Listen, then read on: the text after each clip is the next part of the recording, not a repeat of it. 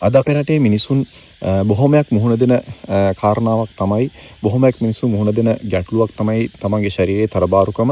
ඉතින් අපේ රටේ ගැහැණු පිරිමි දෙපාර්ශ්වයම තමන්ගේ තරබාරුකම අඩු කරගන්න ශරීරයේ ප්‍රමාණය හැඩය ඉහළ නංවා ගන්න විවිධ ක්‍රම අත්හදා බලනවා. විවිධ ක්‍රමවේදවල නියැලෙමින් ඉන්නවා.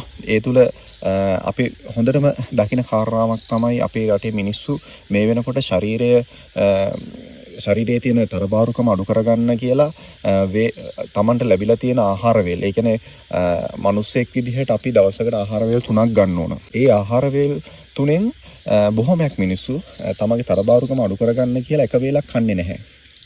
එක වේලක් කන එක නතර කරලා තියෙනවා. ඒ අතරින් තවත් පිරිසක් ඉන්නවා වේල් 3න් එක වේලයි කන්නේ. වේල් දෙකක්ම අත්හැරලා දාලා අයින් කරලා දාලා එක වේලයි තමන්ගේ කුසගින්නට ආහාර දාගන්නේ. මම කියන්නේ මෙන්න මේ කාරණාව. මම කියන්නේ හොඳට කන්න. 3 වේල හොඳට කන්න ඕන. මිනිස්සෙක් වුණොත් ඒක ගැහණුද පිරිමිද අදාළ නැහැ. අපිට 3 වේලක් ලැබිලා තියෙනවා. උදේ, දවල්, රාත්‍රී. ඔන්න ඔය 3 වේල හොඳට කන්න ඕන. සිංහලෝ කියන්නේ හොඳට කාපු જાතියක්. නොකා හිටපු જાතියක් නෙවෙයි. හොඳට බඩ පිරෙන්න කාපු જાතියක්. හොඳට හයිය හත්ති තිබ්බ જાතියක්. මේ ලෝකේ හිටපු සවිශක්තිමත්ම જાතියක් තමයි සිංහල කියන්නේ. කෑමෙන් බීමෙන් කිසිම අහේනියක් නොතිබුණු, කෑමෙන් බීමෙන් කිසිම ප්‍රශ්නයක් නොතිබුණු જાතියක් තමයි සිංහල જાතිය කියන්නේ. ඉතින් ඒ නිසා අපි දැනගන්න ඕන අපිට කොතනද වැරදුනේ කියලා. අපි හොයන්න ඕන අපිට කොතනද වැරදුනේ කියලා. අපි ඒක වේලක් නොකා ඉඳලා තමන්ගේ ශරීරයේ තියෙන තරබාරුකම අඩු කරගන්න කියලා හිතාගෙන ඒ විදිහට ක්‍රියාත්මක වුණාට තමන්ගේ ශරීරයේ තියෙන තරබාරුකම යම් ආකාරයකින් අඩු වෙන්න පුළුවන්.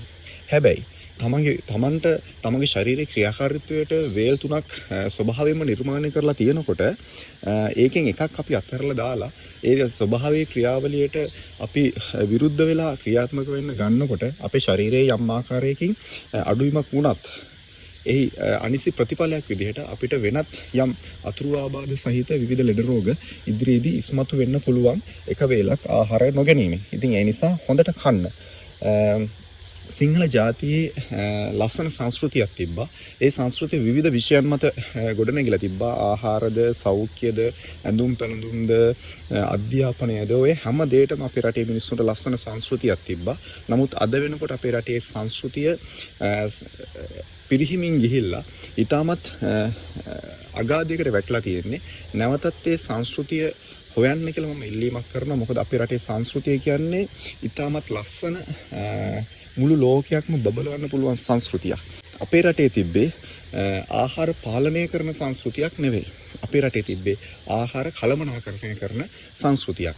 අපි දැනගන්න ඕන ඔන්න ඔය ආහාර අපි ගන්න අපේ කුසගින්නට ගන්න ආහාර අපි කළමනාකරණය කරන්න. ඒ කියන්නේ කළමනාකරණය කරනවා කියලා කියන්නේ නොකා ඉන්නවා කියන එක නෙවෙයි. අපි හොඳට කන්න ඕන. 3 වෙල හොඳටම කන්න ඕන. අපේ සංස්කෘතියේ තිබ්බා උදේට කා යුත්තේ මොන ආහාරද? දවල්ට කා යුත්තේ මොන ආහාරද? රාත්‍රියට අපි කුසගින්න නිවා ගන්න ඕන මොන වගේ ආහාරද? ඒ වගේ ක්‍රමවේද තුල විවිධ විදිහට ගොඩනගපු ආහාර රටා අපේ සංස්කෘතිය තුල අපේ පැරැන්නෝ අපිට දායාද කරලා තිබුණා. ඉතින් ඒකට ඒ ක්‍රමවේද නිර්මාණය වෙන්න බලපාපු ප්‍රධානම කරුණු කාරණා දෙකක් තමයි ඒ ආහාරවල තියෙන උෂ්ණත්වය, උෂ්ණ ආහාර, ඒ වගේම සීතල ආහාර. ඔය වගේ විදිහට ආහාර බෙදලා තිබ්බා. ඒ වගේම පෝෂණ මට්ටම අනුව, පෝෂණ ගුණය අනුව බෙදලා තිබ්බා. ඒ වගේම බර ආහාර, සැහැල්ලු ආහාර විදිහට බෙදලා තිබ්බා. ඔන්න ඔය ක්‍රමවේද හරියට අවබෝධ කරගත්තොත් අපි අපේ තියෙන ආහාර රටාව නිවැරදි විදිහට අවබෝධ කරගෙන අපි ආහාර කළමනාකරණය කරගත්තොත් තමගේ ශරීරයේ තියෙන තරබාරුකම ඉතාමත් වේගයෙන් අඩු කරගන්න පුළුවන්. ඉතාමත් වේගෙන් පහත දාගන්න පුළුවන්. අපට අවශ්‍ය අපේ ශරීරයට අවශ්‍ය සුදුසු ශරීර ප්‍රමාණයකින් අපිට අපේ ගමන ඉදිරියට අරගෙන යන්න පුළුවන්. ඉතින් ඔන්න ඔය කාරණාව නිසා අපේ රටේ මිනිස්සු අද පිරිසක් ශරීර තරබාරුකමින් දුක් විඳිනවා.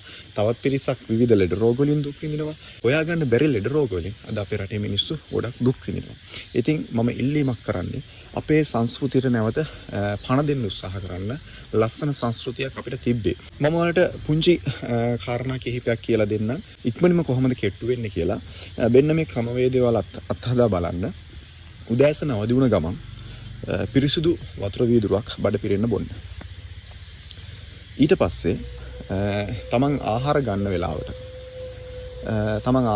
වෙලාවට උදේට, දවල්ට, රාත්‍රියට ඔන්න ඔය වේල් තුන ආහාර ගන්නකොට පැයකට කලින්, අවම පැය භාගයකට කලින්වත් වතුර භාවිතා කරන එක නතර කරන්න.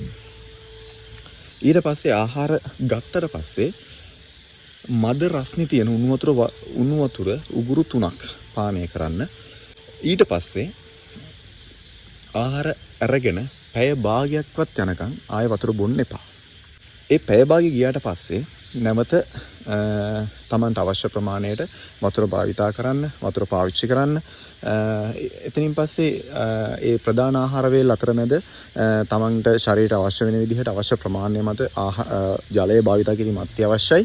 ඔය ආහාර ගන්න මොහොතේදී තමන්ගේ කුසගින්නට ආහාර ගන්න මොහොතේදී ඒ වතුර පාවිච්චි කරන ක්‍රමවේදය හරියට කරොත් තමන්ගේ ශරීරයේ තියෙන මේදය, තමගේ ශරීරයේ තියෙන විවිධ අක්‍රමිකතා සෑහෙනට අඩු කරගන්න පුළුවන්. නිවැරදි විදිහට ආහාර ජීර්ණය කරගන්න පුළුවන්. 100%ක්ම ආහාර ජීර්ණය කරගන්න පුළුවන්.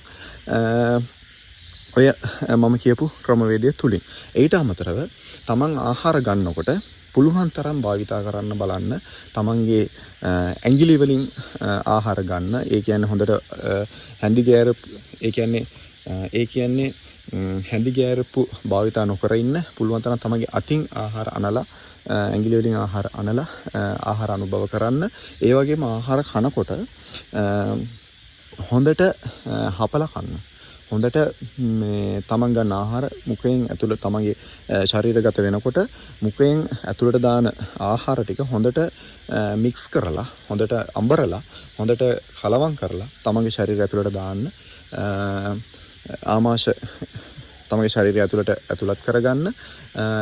එවිට නිවැරදි විදිහට ආහාර ජීර්ණය සිදු වෙන්න ඒක මහත් රුගුලක් වෙනවා. අනවශ්‍ය මේදය, අනවශ්‍ය පෝෂක පදාර්ථ ඒ සියල්ල නිවැරදි විදිහට ජීර්ණ වෙලා ශරීරයේ බහිස්රය විදිහට ඉවත් වෙලා යනවා. ශරීරයේ තැම්පත් වීම අවම වෙනවා. ඉතින් මම ඕකේ යම් පැහැදිලි කිරීමක් කරලා දිනවා වතුර භාවිතය සහ කොහොමද ආහාර ගන්න එක, ස්නානය කරනකොට කොහොමද නිරෝගී වෙන්නේ කියන කරුණු කාරණා සම්බන්ධ මම වීඩියෝ මාලාවක් මම කරලා තියෙනවා මීට කලින්. ඒ වීඩියෝ වල ලින්ක්ස් ඩිස්ක්‍රිප්ෂන් එකේ සඳහන් කරලා තියෙනවා. ඔයාලා ඒකත් බලන්න. ඒ බලලා යම් අවබෝධයක් ගන්න. මොකද හේතුව මේ එකින් එකට මේ වීඩියෝස් සම්බන්ධයි. ඒ නිසා පුළුවන් නම් මේ වීඩියෝස් එක දිගට බැලුවොත් ලොකු අවබෝධයක් ගන්න පුළුවන්. තමන්ගේ ශරීරයට ඖෂධ නොමැතිව, තමන්ගේ ශරීරයේම තමන්ගේ ජීවන රටාව තුළින්ම තමන්ගේ බොහෝ ලෙඩ රෝග සුවපත් කරගන්න, ඒ වගේම ලෙඩ රෝග වැළඳෙන එක අවම කරගන්න යම් ක්‍රමවේද ටිකක් තියෙන්නේ. මම නැවත කියනවා, අපේ රටේ මිනිස්සු නොකා නොබී හිටියේ නෑ. අපේ රටේ මිනිස්සු හොඳට තුන් වේල කෑවා, හොඳට කන්න, ශක්තිමත්ව ඉන්න, ශරීරය උපරිම නිරෝගීව තියාගන්න, හොඳට කාලා නිසි ලෙස ආහාර පාලනයක් නොවේයි අපි කරන්න ඕන. ආහාර කළමනාකරණයක්. ඉදිරියේදී අපි කතා කරමු කොහොමද ආහාර කළමනාකරණය කරන්න කොහොමද කියලා. අපේ ශරීරයට උදේ මොන වගේ ආහාරද අපේ ශරීරයට ගන්න අවශ්‍ය, දවල්ට මොන වගේ ආහාරද අපේ ශරීරයට ගන්න අවශ්‍ය, රාත්‍රියට අපි මොන වගේ ආහාරද අපේ ශරීරයට ගන්න අවශ්‍ය කියන කාරණා අපි ඉදිරියේදී කතා කරමු. මොකද අපි මේ රට ගොඩනගන්න ඕන නම් රටේ මිනිස්සු නිරෝගිමත් වෙන්න ඕන, රටේ මිනිස්සු ශක්තිමත් වෙන්න ඕන, රටේ මිනිස්සු බුද්ධිමත් වෙන්න ඕන. රටේ මිනිස්සු නිරෝගී නොවුනොත්, රටේ සමස්ත මිනිස්සු නිරෝගී නොවුනොත් රට පිරිහෙනවා. ඒක කුමන ආකාරයේ, කුමන විදිහකින්, කුමන ප්‍රතිපත්ති ගෙනාවත්, කුමන ව්‍යාපෘති ගෙනාවත් රටේ මිනිස්සු දුර්වලයි නම්, ශරීර ශක්තියෙන් පිරිහිලා නම්, මිනිස්සු නිරෝගිමත් නැත්නම් කුමන ව්‍යාපෘතිය ගෙනාවත් ඒ රට දියුණු කරන්න බෑ. ඉතින් අපි රට හදනවා වගේම අපි හැදෙමු. අපේ තියෙන ශක්තිය ගොඩනගා ගමු. අපේ තියෙන බුද්ධිය ගොඩනගා ගමු. අපේ තියෙන නිරෝගීකම අපි ගොඩනගා ගමු. අපි තනියෙන් තම තමන්ගේ නිරෝගීකම ගොඩනගා ගත්තොත් රටක් විදිහට නිරෝගීම ජාතියක් විදිහට නැවත ලෝකේ දෙපයින් හිට ගන්න පුළුවන් ජාතියක් නිර්මාණය වේවි.